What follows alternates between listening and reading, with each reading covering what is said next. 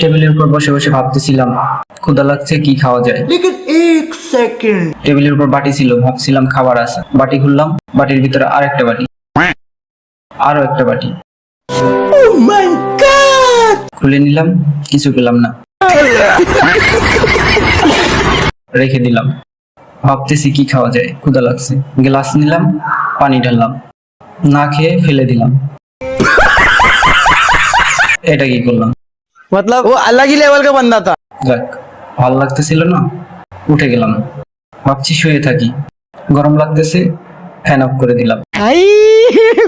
हे भगवान तेरी लीला। Fan of করে কম্বল মুড়ে দিয়ে ঘুমিয়ে গেলাম। A few moments later. আবার উঠলাম, না ঘুমালে কাজ হবে না, একটু পড়ালেখা করি। रुको जरा। টেবিলের উপরে গেলাম, বই নিলাম, পড়তে বসলাম।